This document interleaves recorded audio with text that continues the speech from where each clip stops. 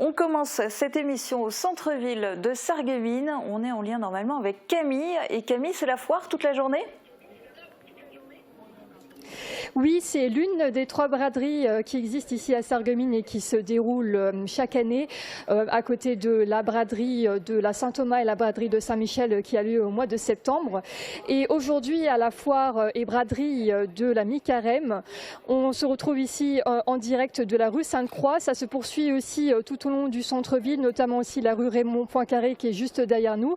Et on a plusieurs marchands qui ont fait le déplacement directement ici à la foire aujourd'hui, aussi des marchands qui viennent directement de Paris, mais quelques commerçants locaux continuent à jouer le jeu. Il y en a à peu près une dizaine aujourd'hui et justement à côté de moi, on retrouve Monsieur Gernet, donc Grégory Gernet, G-E-R-N-E accent aigu, qui est le responsable de la boutique Misoguine, donc ici rue de Sainte-Croix à Sarreguemines. Bonjour, merci de nous accueillir près de votre stand. Oui, merci, bonjour aussi à vous, merci pour cette interview directe.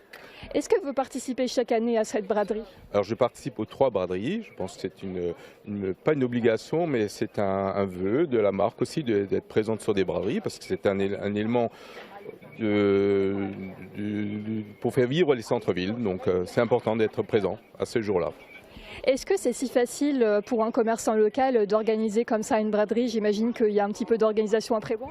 Oui, alors il y a une organisation, bien sûr, en amont. Il faut préparer dans mon domaine le textile. Voilà, il faut sortir les portants. C'est une journée complète. Et puis surtout, il y a une journée après aussi de rangement. Donc ça prend du temps. Mais quand on s'organise bien, c'est rentable. Quand on joue bien le jeu, ça devient rentable. Est-ce que les vêtements que vous vendez habituellement en boutique sont les mêmes que vous proposez ici au niveau de la braderie? Non, pas du tout. Alors c'est une opération commerciale avec une offre de prix qui est conséquente sur la braderie. Donc on est à l'extérieur, c'est un produit qui n'est pas vendu à l'intérieur, mais bon, c'est un produit qui est de saison, qui est prévu pour ces genres d'événements. Voilà. Alors vous participez chaque année aux 3 braderies qui ont lieu ici à Sarreguemines.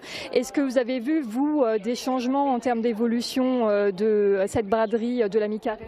Ah oui, il y a eu des changements suite aussi à la période du confinement.